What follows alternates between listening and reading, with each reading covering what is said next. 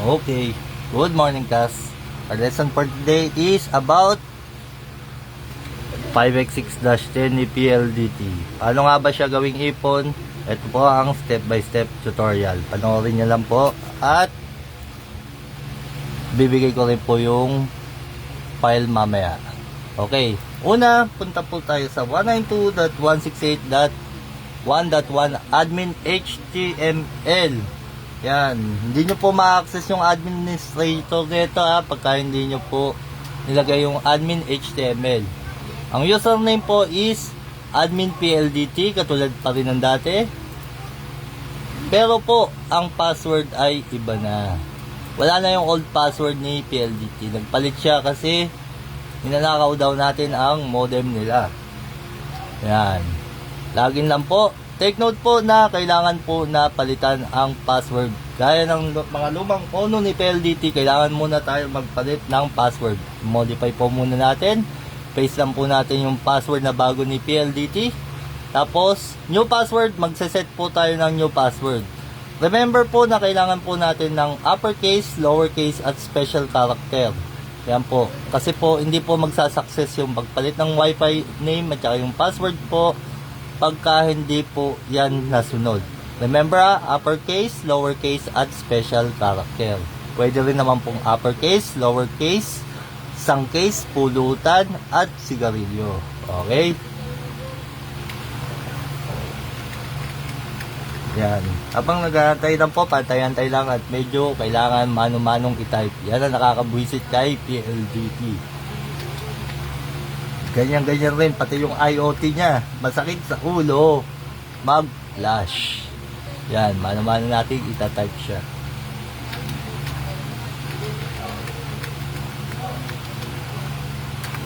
Yan. After po nyan, malalog out po tayo at kailangan nating malogin ulit. Yan. Kung maano po, hindi nyo, magtataka kayo, hindi nyo ma-access, babalik natin yung admin PLDT dun sa URL niya, sa web hosting niya. Yan. Yan. I-type natin yung bagong password ni admin PLDT, pansamantala lang po ito. Tapos yung password po ni PLDT na minodify nyo po. Yan. Kung ano yung nilagay nyo, yun lang yung ipalalagin nyo. Pero pansamantagal lang. Yan. Kasi papalitan po natin yan. Mag-upload po tayo ng config file. Yan. Kung makikita mo po sa device information, GPON pa siya. Take note lang po na hindi po matatanggal ang PLDT logo sa dashboard po ni PLDT sa web hosting niya. Okay, start na po tayo. Yan. Kung makikita nyo po. Yan. Yan ang ONT1. Yan. System Tools. Diyan po tayo unang pupunta. Firmware upgrade. Firmware upgrade po muna. Wag po muna tayong configuration file. Kasi pagka inunan nyo ang configuration file, magre-reboot po ang modem. Yan. Browse tayo.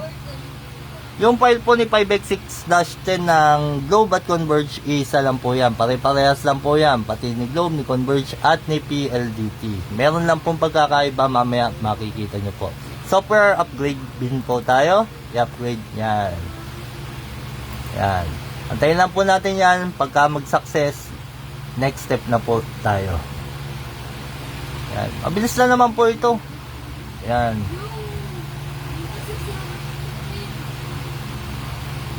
Yan. Huwag nyo pong i-press yung restart kasi may gagawin pa tayo. Yan. Configuration file. Browse. Yan.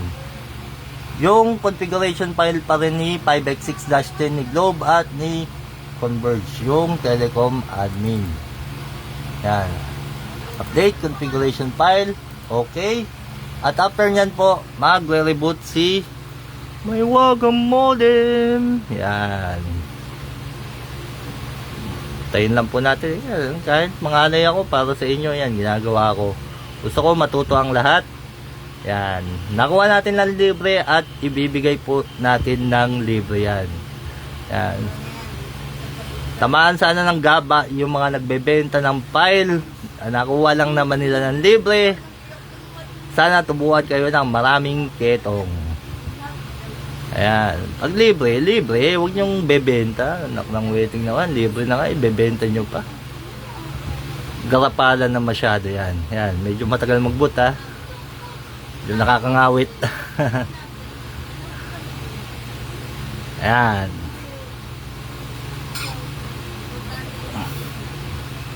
Uy, mamaya ka na tumawag. May tumatawag. O yan ha. At nagre-record ako ng video.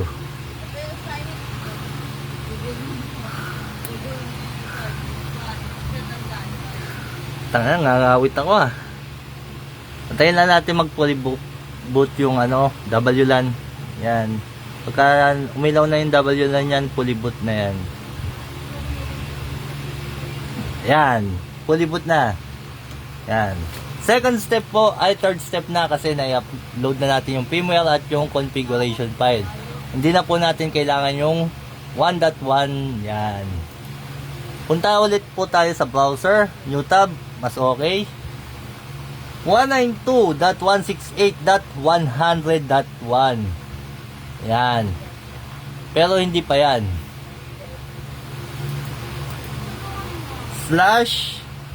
/admin HTML. Yan. Kaya na po natin, medyo matagal mag-boot. Yan. Pagka client, 100.1 lang yan ha.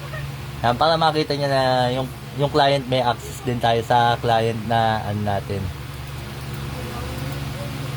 Bakit ganun? O, baka naka-open tayo ng tab kaya ganun. Ngayon, Telecom admin po tayo.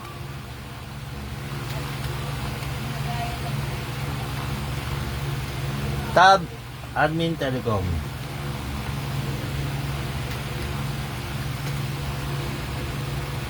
Yan. Ngayon nakapasok pa po tayo, makikita nyo po, GPON pa rin yan. May gagawin pa po tayo, punta tayo sa security. Device Access Control. I-check po natin tong yan, enable LAN side PC to access device using SSH. Yan. Kung makikita nyo, wala tayong telnet, walang telnet si admin ng CPLDT 5x6-10, naka-disable siya. Yan, i-apply po natin. Yan, apply natin para sure, double. Yan, para sigurado po tayo yan. Yan. Ngayon, dahil nga po wala tayong telnet, access po natin siya through SSH. Yan. Kung makikita nyo po, yan. Session, yan. SSH, yan. Tapos, remote host, 192.168.100.1. Dahil 100.1 na po yung ano natin, yung web, IP address sa web hosting. Yan. Ngayon, login as root. Enter. Ngayon, ibibigay nyo yung password na admin. Admin lang po admin lang po. Hindi po lalabas yan. Pagka tinype nyo, hindi po lalabas yan. Yan, pero na-type nyo yung admin, pagkakampante kayo, enter. Yes. Ayan, save na natin para ano, cancel na natin. Yan. Password is default value, please modify it. Yan. WAP SU, as in Su. Yan, Su. Yan. Enter. Success. Yan. Set up port. Yan, upstream port yan up port. Mode 2. Yan, mode 2. Kasi mode 1 po is GPON. Ang mode 2 is EPON. Enter. Tapos, yan, success na kung makikita nyo. Tapos, type reset. Reset. Yan. Type, sine. Enter. Pagka-enter nyo, yan, magre-reboot na si modem. Hindi ko pala na-press yung enter. Ayun. Yan. Kung makikita nyo, nag-reboot na si modem. Medyo mangangawit na naman tayo. Patay tayo dyan. Yan. Antayin lang natin mag-boot.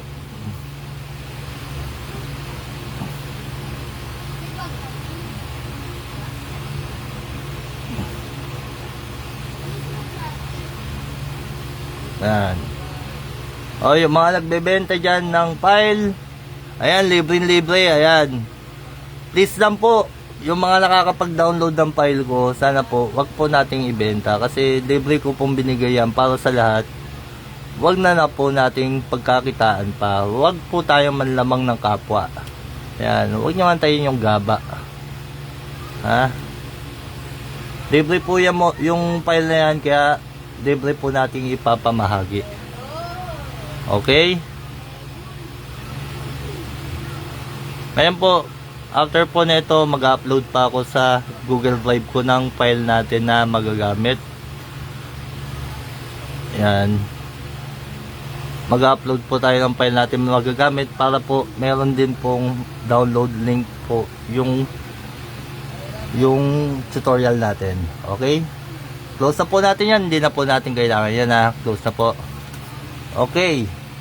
Ngayon na-logout po yan. Login po ulit natin Telecom admin.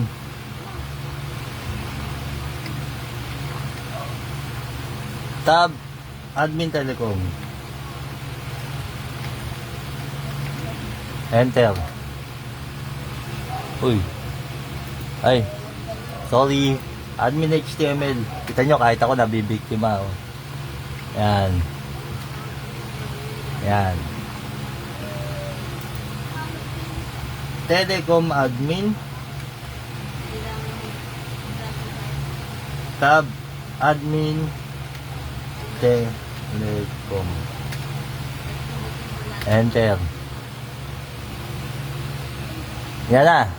Yung makikita nyo, nakaipon na po siya. Ready to use na and good to go. Yan. Yan na, naka-enable po lagi ito kung gusto nyong ma-access yung SSH. Yan. O nga po pala sa password natin, medyo minsan naka-hide yan. Ang password po niyan is 1234567H. 8H tuloy. Yan na. Yan yung password niya na 1234567 yung wifi password natin. Okay? Kasi hindi po siya maipapakita. Yan. Okay? Maraming salamat po. I-download nyo na yung video. Mag-upload pa ako. Tapos isasama ko po yung link, yung tools at saka yung link ng tools natin. Maraming salamat. God bless.